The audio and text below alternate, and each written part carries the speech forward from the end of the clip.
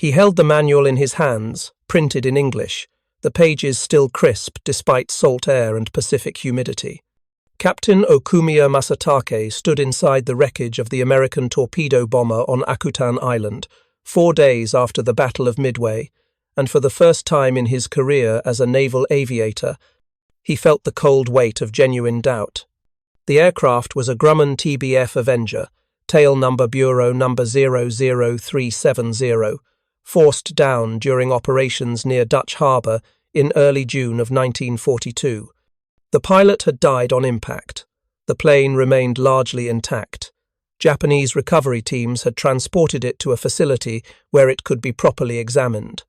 What Okumiya saw in that inspection changed everything he believed about Japan's chances in the war. The Avenger was massive. It dwarfed the Nakajima B-5N Kate torpedo bomber that Okumiya had flown and commanded throughout the China War and into the Pacific campaign. Where the Kate was elegant and light, the Avenger was brutish and heavy. Where Japanese naval aircraft emphasized range and maneuverability at the expense of protection, this American plane was armored. Thick plates protected the engine. Self-sealing fuel tanks lined the fuselage. The crew positions had armor backing. The radio equipment alone weighed more than the entire defensive armament on a Kate. Okumiya walked around the aircraft slowly, taking measurements, examining construction techniques, reading the specifications printed on data plates throughout the airframe. He was not alone in this inspection. Other officers from the combined fleet staff joined him, along with engineers from Nakajima and Mitsubishi, the firms that built Japan's naval aircraft. They took notes. They photographed everything. They removed components for detailed analysis back in Japan. And with each new discovery, the realization grew stronger. Japan was not fighting an enemy that could be defeated through superior fighting spirit.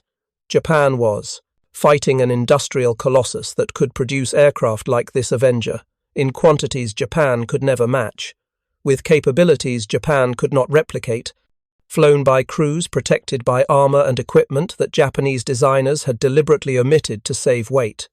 If you're enjoying this deep dive into the story, hit the subscribe button and let us know in the comments from where in the world you are watching from today.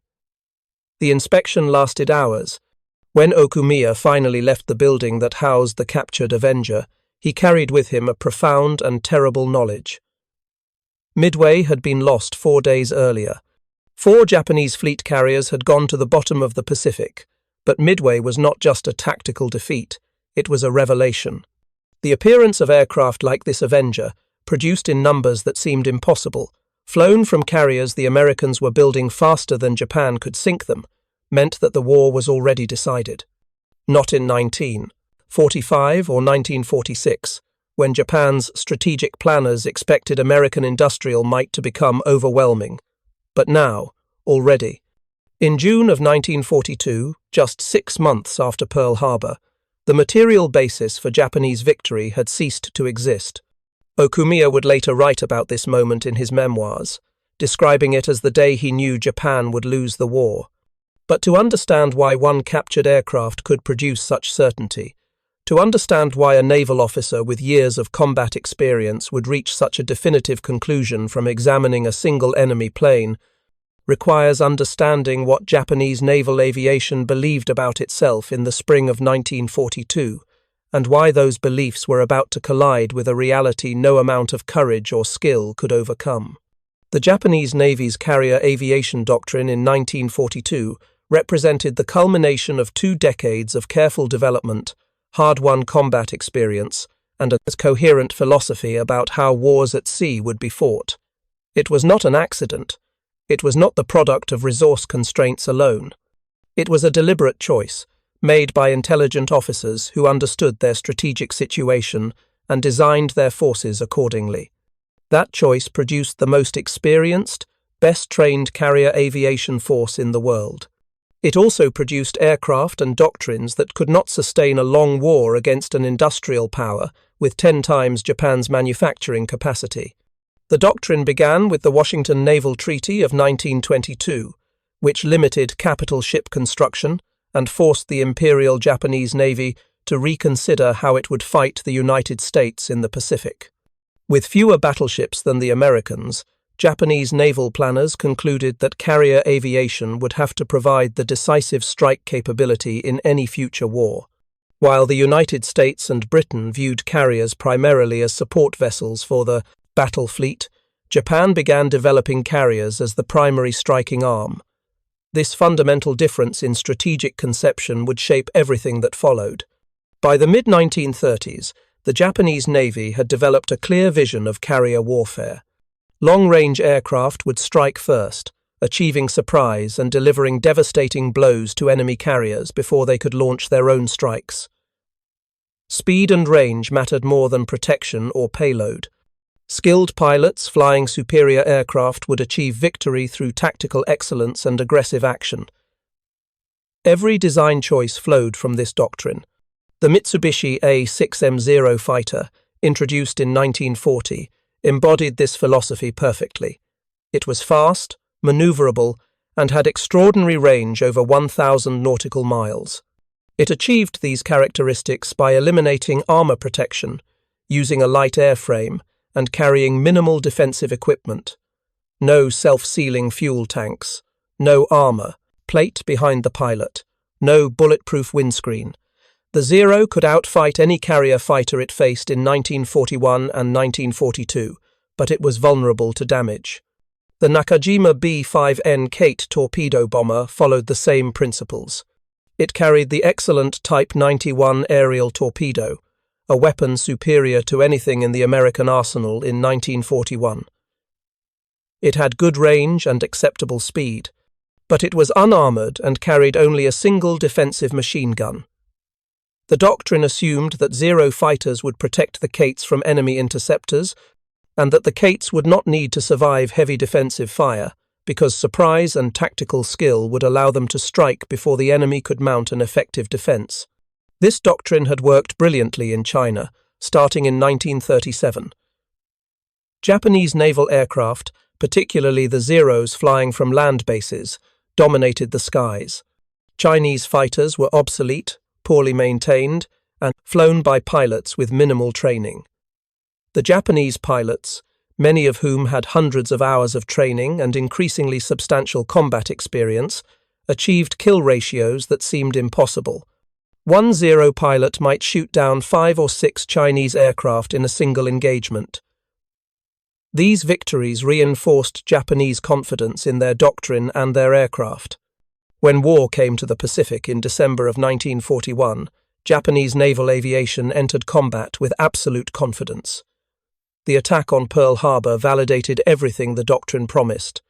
Torpedo bombers achieved surprise, struck with devastating effectiveness, and accomplished their mission with minimal losses. The Kate bombers delivered their torpedoes perfectly, guided by the most experienced torpedo bomber pilots in the world.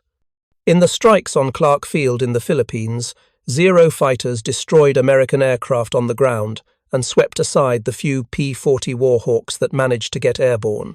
In the Indian Ocean raids in April of 1942, Japanese carrier aircraft found and sank the British carrier Hermes and the heavy cruisers Cornwall and Dorsetshire. Zero fighters shot down dozens of British aircraft. The victories seemed to prove that Japanese aircraft design, Japanese pilot training, and Japanese tactical doctrine were superior to anything the Western powers could field. Captain Okumiya Masatake was a product of this system and a true believer in its principles. Born in 1909 in Kagoshima Prefecture, he had entered the Imperial Japanese Naval Academy at Etajima in 1927, graduating in the class of 1930. He trained as a pilot and quickly established himself as one of the Navy's most capable aviators and tactical thinkers. By the mid-1930s, he was flying combat missions in China, gaining experience that few American or British pilots would have when war came to the Pacific. He flew the Nakajima A4N carrier fighter in early operations, then transitioned to the new Zero when it entered service. He flew as a section leader, then a division commander, accumulating combat hours and developing the tactical innovations that would be taught to other pilots throughout the carrier force. Okumiya's expertise was recognized with his assignment to staff positions where he helped develop the tactical doctrines that guided Japanese carrier operations. He understood intimately the capabilities and limitations of Japanese naval aircraft. He knew the thinking behind every design choice. He believed, as did virtually every naval aviator in the combined fleet, that Japanese aircraft were superior to their American counterparts because Japanese aircraft were designed by men who understood carrier warfare, flown by pilots who had been training since before the Americans even understood what carrier aviation could accomplish. The Kate torpedo bomber that Okumiya flew and commanded was a perfect expression of this philosophy. Introduced in 1937, the B-5N was at that time the most advanced carrier-based torpedo bomber in the world. It featured a then innovative internal bomb bay that could carry either an 1,800-pound bomb or the Type 91 torpedo. It had a crew of 3: pilot, navigator bombardier, and radio operator gunner. The aircraft was powered by a Nakajima Sakai 14-cylinder radial engine producing 1,000 horsepower, giving it a maximum speed of 235 miles per hour and a range of over 600 miles with a torpedo load. By the standards of the late 1930s, the Kate was remarkable. It was faster than the American Douglas TBD Devastator, the carrier torpedo bomber that had entered service around the same time. It had better range. Its torpedo was far superior. The Type 91 was reliable, fast, and powerful, while the American Mark 13 torpedo was plagued with problems that wouldn't be fully resolved until 1943. Japanese torpedo bomber crews trained intensively in techniques that American crews were only beginning to learn. They practiced low-altitude approaches, coordinated attacks from multiple directions, and methods for achieving the precise speed and altitude needed for successful torpedo drops. The success at Pearl Harbor proved the Kate's effectiveness. 40 torpedo bombers attacked that morning, 40 from the carriers Akagi, Kaga, Soryu, Hiryu, Shokaku, and Zuikaku. They sank or severely damaged 8 battleships, using a modified version of the Type 91 torpedo fitted with wooden fins to allow it to run in the shallow waters of Pearl Harbor. The crews achieved this through a combination of excellent equipment and superb training. Many of the pilots had been flying for 5 or more years, accumulating experience that no American carrier pilot could match in December of 1941. This success created confidence that bordered on certainty. Japanese naval aviators believed their aircraft were the best in the world because their combat record proved it. When Okumiya and his fellow officers discussed American aircraft in the months after Pearl Harbor, the conversation was dismissive. American planes were heavy, slow, and designed by men who didn't understand carrier warfare. American pilots were poorly trained, lacking the hundreds of hours of flight time Japanese pilots accumulated before they even entered combat units. American tactics were crude, based on formations and doctrine developed for land-based operations and awkwardly adapted to carrier use. This belief system was not irrational. It was based on observable facts and combat results. Japanese carriers in early 1942 were striking across thousands of miles of ocean, achieving surprise, sinking enemy ships, and returning with minimal losses. The Zero fighter was dominant in every engagement. The Kate torpedo bomber was effective beyond anything American torpedo squadrons were accomplishing. The IHED-3A Val dive bomber was delivering its payloads with precision that American dive bomber crews envied. Every battle seemed to prove Japanese superiority. When intelligence reports mentioned that the Americans were producing new aircraft types, Japanese naval officers acknowledged this, but weren't particularly concerned. New aircraft meant nothing if they were designed using flawed principles, built by workers with no understanding of what carrier aviation required and flown by pilots with minimal training. Quality would defeat quantity. Experience would defeat numbers.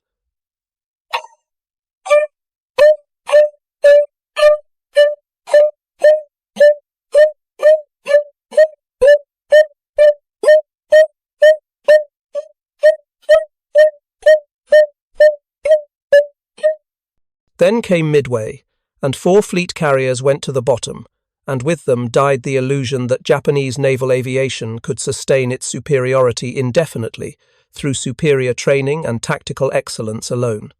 The Battle of Midway concluded on June 7, 1942, with the Japanese combined fleet in full retreat.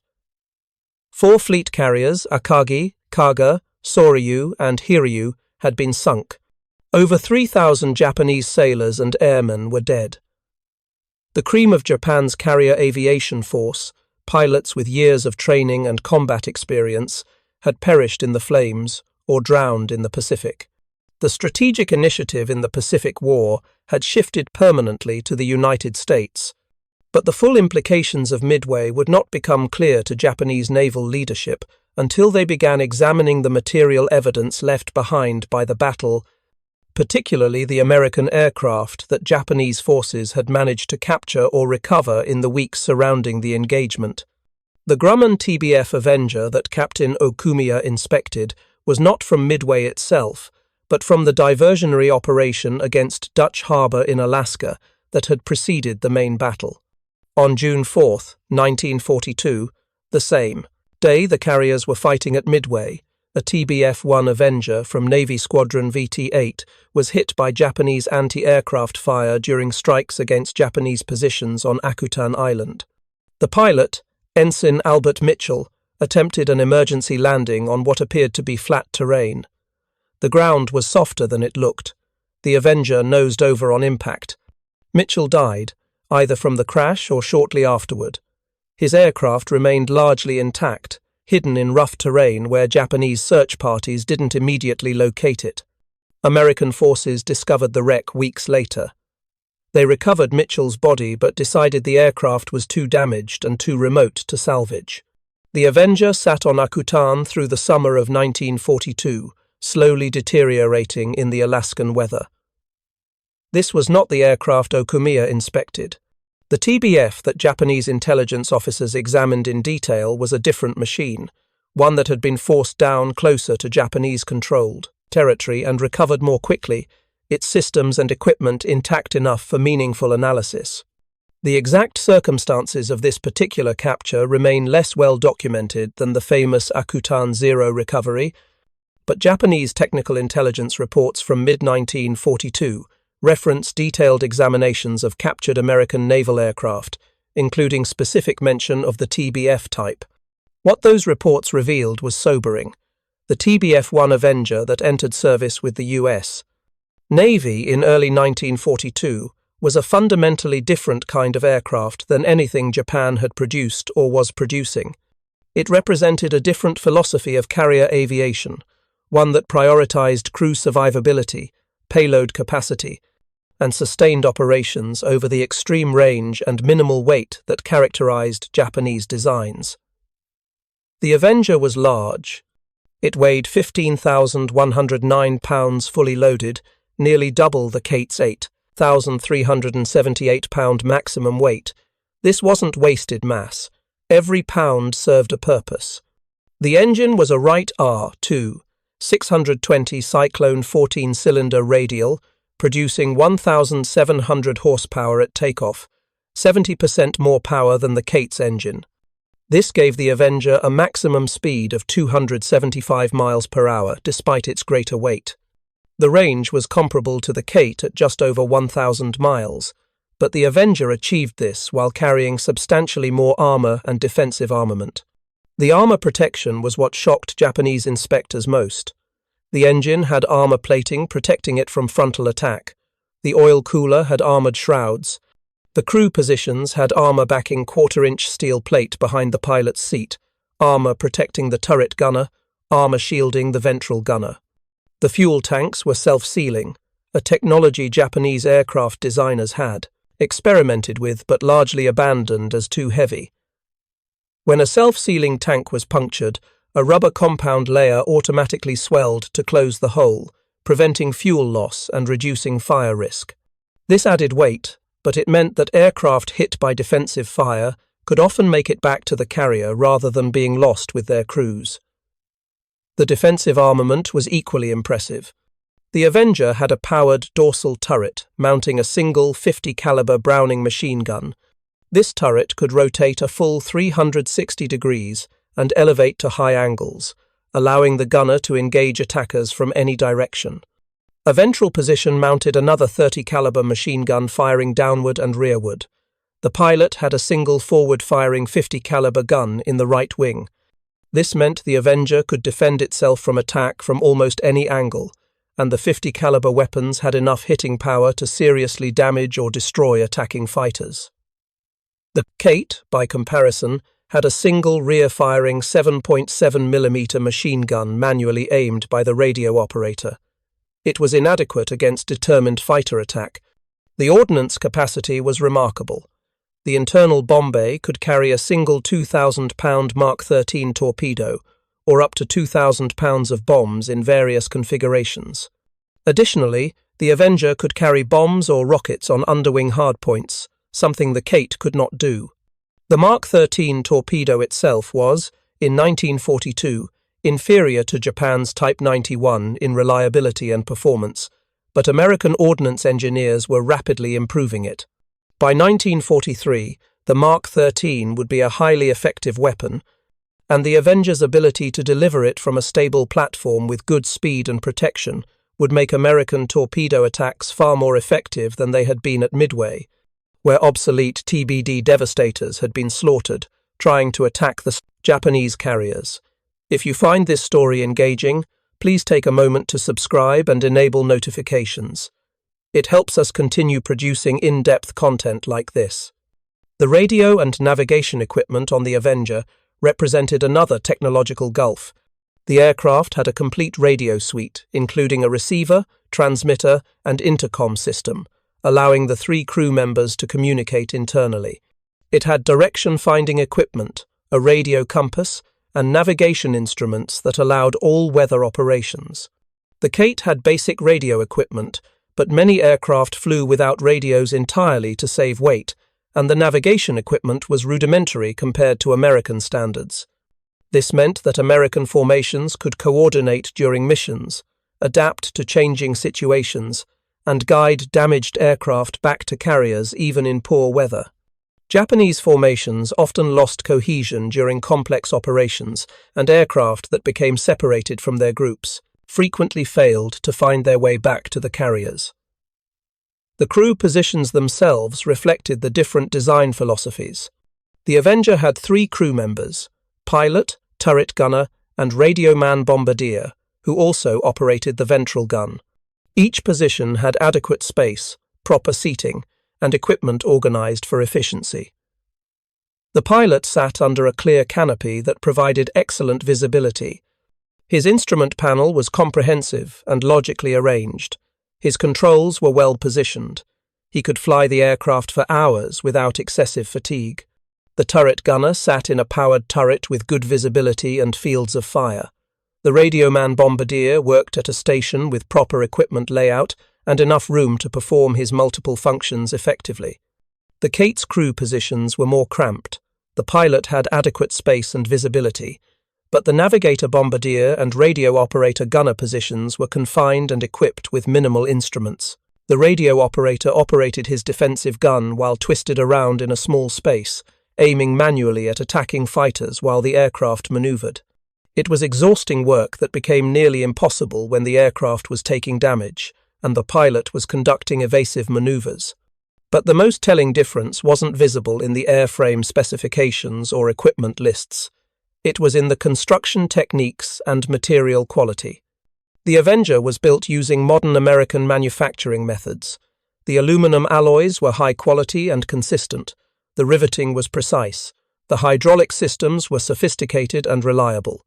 The electrical systems used standardized components that could be easily maintained and replaced. Everything about the aircraft's construction suggested it had been built in a factory with excellent tooling, skilled workers, and abundant high-quality materials. The tolerances were tight. The finish was professional. This was a machine built by an industrial economy operating at high efficiency. Japanese inspectors examining the Avenger could see their own aircraft industry's limitations reflected in every panel and system. Japanese aluminum production was constrained. Quality control was inconsistent. Skilled workers were scarce, and becoming scarcer as experienced craftsmen were conscripted for military service. The machine tools in Japanese aircraft factories were often worn or inadequate. Hydraulic systems were simpler and less reliable than American equivalents. Electrical components were less standardized, making field maintenance more difficult. These weren't failures of engineering knowledge or design skill. Japanese engineers understood how to build sophisticated aircraft. The limitations were industrial and material. Okumiya understood aircraft construction. He had worked closely with engineers at Nakajima and Mitsubishi. He knew what Japanese factories could produce and what they couldn't.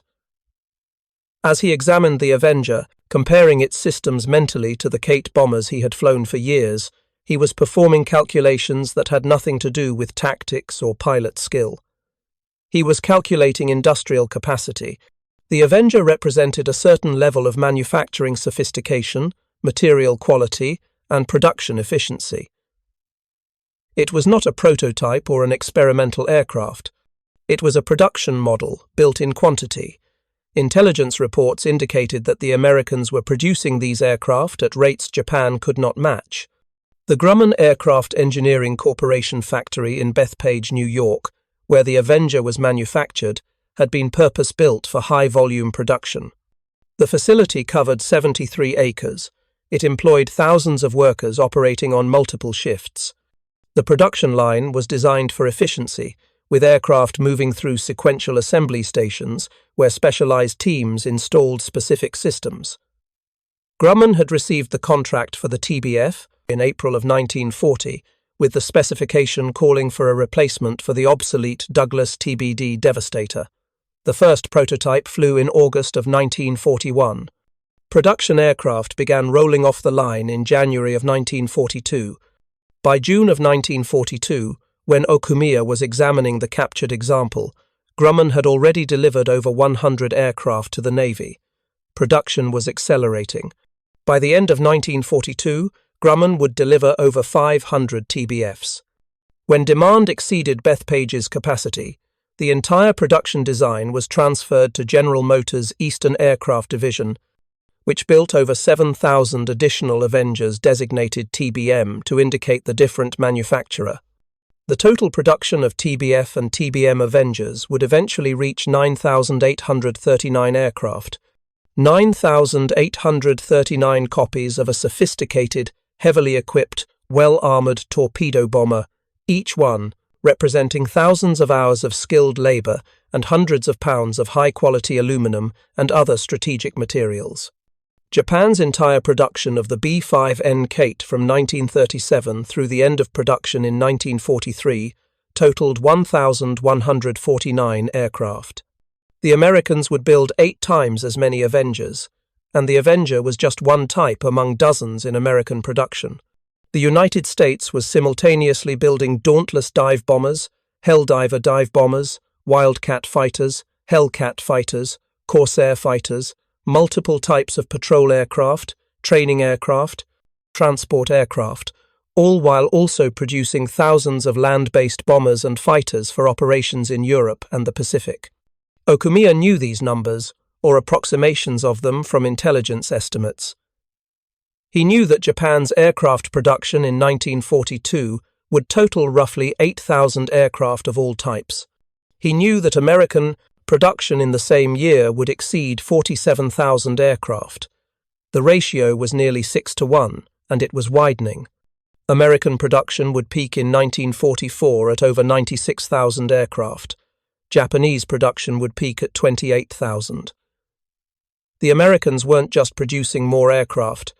They were producing better aircraft, with more sophisticated equipment, better protection, and greater capability, all while training far more pilots and aircrew to fly them. The pilot training pipeline was equally daunting. Japanese naval aviation in 1942 was burning through its carefully accumulated reserve of experienced pilots. Men with thousands of flight hours and years of training were being killed in combat faster than they could be replaced. The training program that had produced these excellent pilots was slow and intensive, designed to create small numbers of highly skilled aviators. It could not scale up to replace combat losses in a protracted war. American pilot training was industrial in scale. Flight schools across the United States were graduating thousands of pilots every month. The training was shorter than Japanese training, less intensive in some respects, but adequate to produce competent pilots who would gain experience in combat. More importantly, the Americans had enough aircraft and enough fuel to train their pilots properly. They had enough trainers, enough instructors who were rotated back from combat to pass on tactical lessons, and enough infrastructure to continuously improve the training as the war progressed. The mathematics were inexorable. Japan entered the war with approximately 3,000 trained naval aviators, the best in the world. By mid-1942, hundreds were already dead, including many of the most experienced. The training system could produce perhaps 1,000 new pilots per year. Attrition was exceeding replacement. The United States was training over 30,000 pilots per year across all services, and the numbers were increasing. Quality could not overcome that kind of quantitative disparity indefinitely. Okumiya stood in front of the captured Avenger and understood with absolute clarity that Japan could not win this war. Not through better tactics, not through superior fighting spirit, not through sacrificial courage. The industrial and material basis for victory did not exist and never had existed. The war was lost before it began. The knowledge that Okumiya carried away from that inspection was not something he could share openly with his fellow officers, and certainly not something he could communicate to the enlisted men who flew and maintained the aircraft of the combined fleet.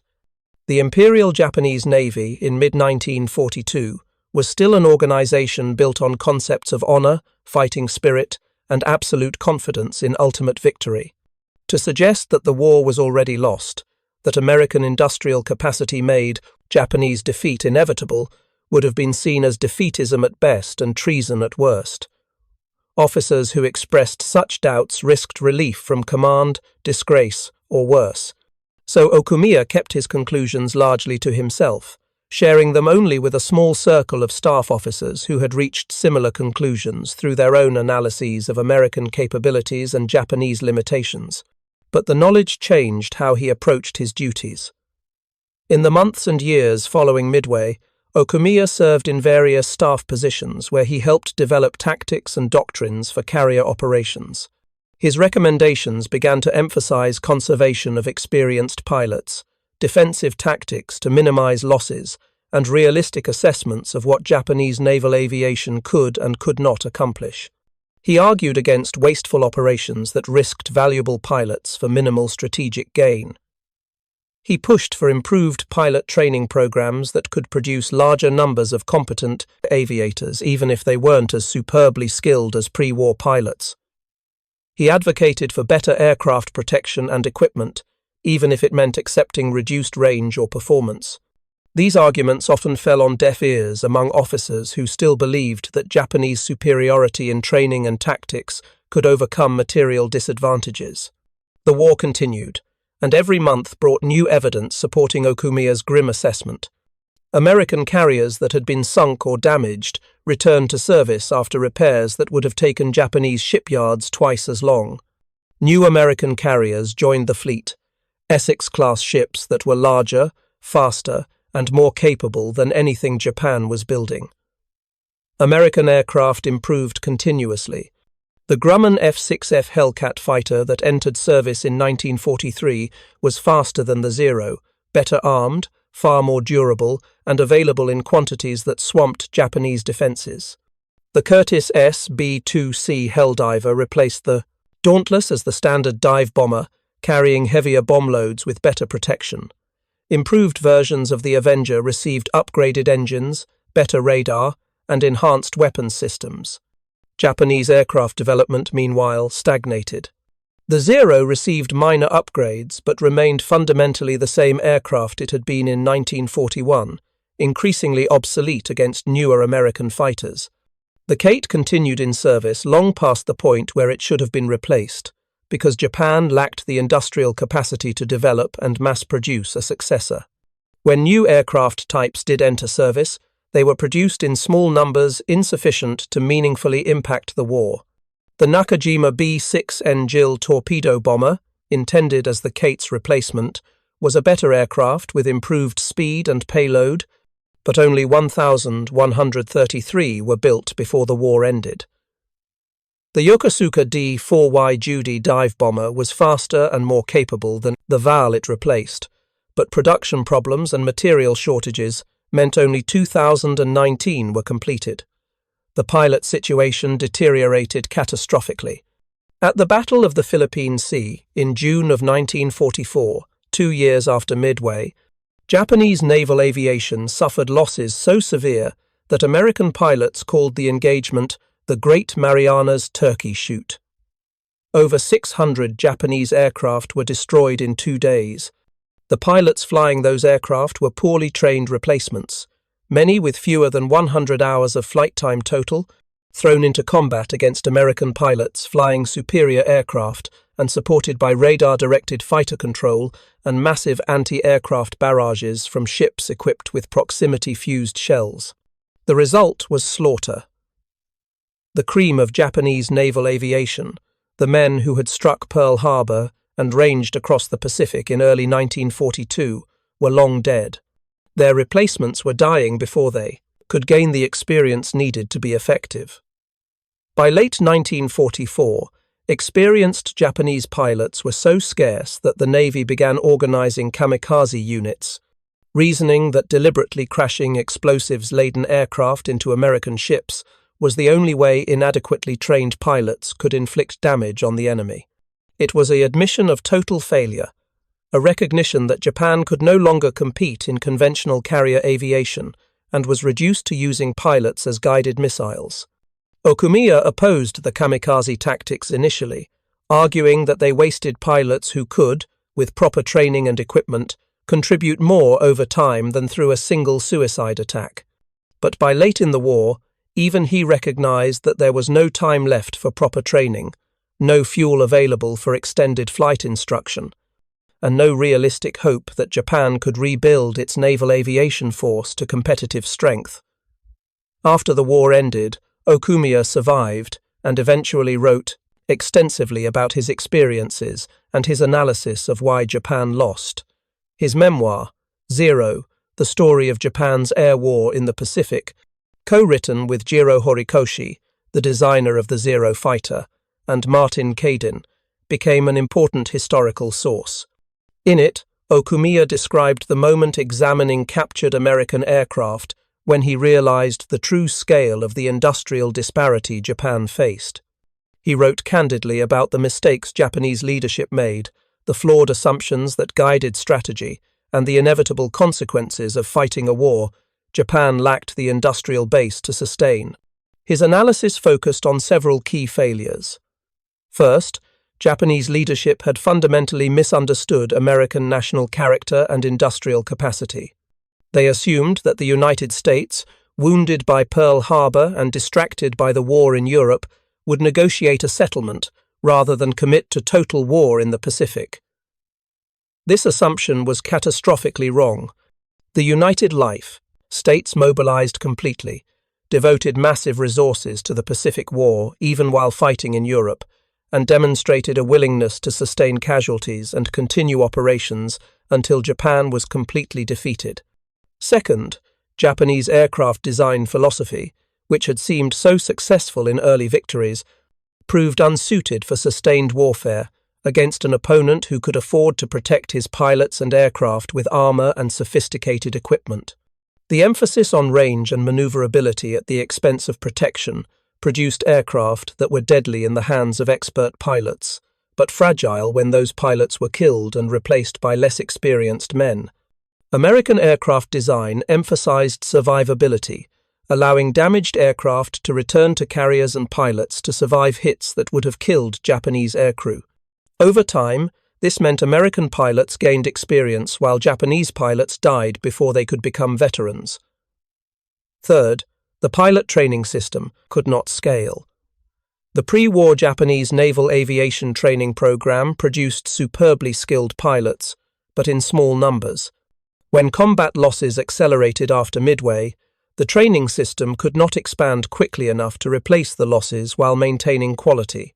By 1944, Japanese pilot training had been shortened drastically, producing marginally competent pilots who were sent into combat with inadequate preparation. These pilots died quickly, wasting both the aircraft they flew and the training resources that had been invested in them. The Americans, by contrast, created an industrial-scale training system that produced thousands of adequately trained pilots who gained experience in combat and became increasingly effective over time. Fourth, and perhaps most fundamentally, Japan's industrial base was never adequate for the war it chose to fight. Okumiya's examination of the captured Avenger had revealed this truth in stark terms. Every aspect of that aircraft, its construction quality, its sophisticated systems, its heavy armament and armor reflected an industrial economy operating at a level Japan could not match. The numbers confirmed this. American aircraft production exceeded Japanese production by factors of 5-1, 6-1, eventually 10-1. American shipyards built carriers faster than Japan could sink them. American factories produced aircraft faster than Japanese pilots could shoot them down, even if Japanese pilots had been achieving favorable kill ratios, which they weren't by 1944. Okumiya's post-war writings emphasized that courage and skill were not enough when facing such disparities. Japanese pilots were brave. Many were highly skilled, especially in the war's early phases. Japanese tactics were often sophisticated and well executed, but none of this mattered against an enemy who could afford to lose aircraft and pilots in learning battles, who could protect his aircrew with armor and equipment that Japanese pilots lacked, who could replace losses faster than they occurred, and who could continuously improve aircraft designs and tactics based on combat experience. The war, Okumiya concluded, had been unwinnable from the start, not because of any failure of courage or dedication, but because of fundamental material and industrial realities that no amount of fighting spirit could overcome. The story of Okumiya's realization examining the captured Avenger is significant not because it changed the course of the war, it didn't, but because it represents a moment of clarity about the true nature of modern industrial warfare.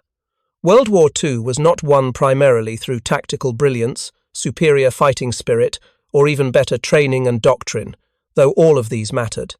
It was won through industrial capacity, resource availability, and the ability to produce war materiel in quantities that overwhelmed opponents. The Avenger that Okumiya examined embodied this reality. It was a good aircraft, well-designed and effective, but not revolutionary. What made it significant was that America could build nearly 10,000 of them, while simultaneously producing tens of thousands of other aircraft, hundreds of ships, millions of tons of munitions, and all the supporting equipment needed for global warfare.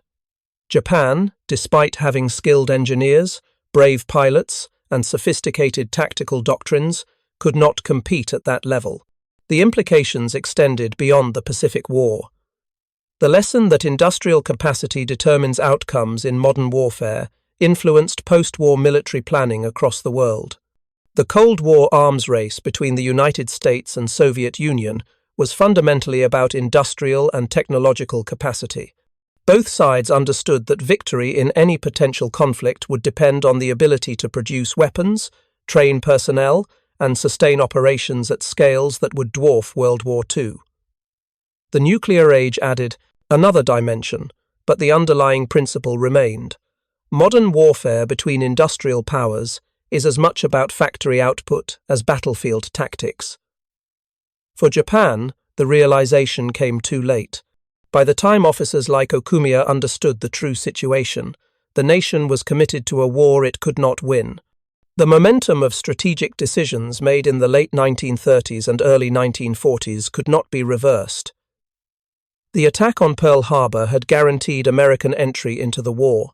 The decision to expand simultaneously into Southeast Asia, the Philippines, and the Dutch East Indies dispersed Japanese forces and created defensive perimeters too large to maintain. The emphasis on offensive operations and decisive battle meant Japan burned through its limited resources, especially its irreplaceable experienced pilots in the war's first year, leaving inadequate reserves for the attritional struggle that followed. Okumiya's moment of recognition, standing before a card, captured American torpedo bomber, was not unique. Other Japanese officers reached similar conclusions at different times through different experiences. Some realized the truth when examining captured Sherman tanks and comparing them to Japanese armor. Others understood when analyzing American logistics capabilities, the vast fleets of transport ships and support vessels that kept American forces supplied across the Pacific. Still others came to the realization when studying American aircraft production figures or pilot training capacity. The specific moment varied, but the conclusion was always the same. Japan was fighting an opponent with industrial capacity orders of magnitude greater than its own, and no amount of tactical excellence could overcome that disparity indefinitely. For Captain Okumiya Masatake, the moment came in a building on a remote Pacific island, examining an enemy aircraft that represented everything Japan could not produce, could not sustain, and could not defeat through courage alone. He understood then, just days after Midway, that the war was already lost. He served out the remaining 3 years knowing this truth, doing what he could to minimize losses and preserve what remained of Japanese naval aviation, but unable to change the fundamental trajectory toward defeat. He survived the war, wrote his memoirs, and spent the rest of his life analyzing what had gone wrong and why. The captured Avenger remained in his memory as the moment of truth, the physical evidence that shattered illusions and revealed the mathematical certainty of Japan's defeat. It was not the battle that mattered most. It was the realization that came after, examining the enemy's tools and understanding that Japan had challenged an opponent it could never defeat in a war that had been lost before the first shot was fired. Thank you for watching. For more detailed historical breakdowns, check out the other videos on your screen now and don't forget to subscribe.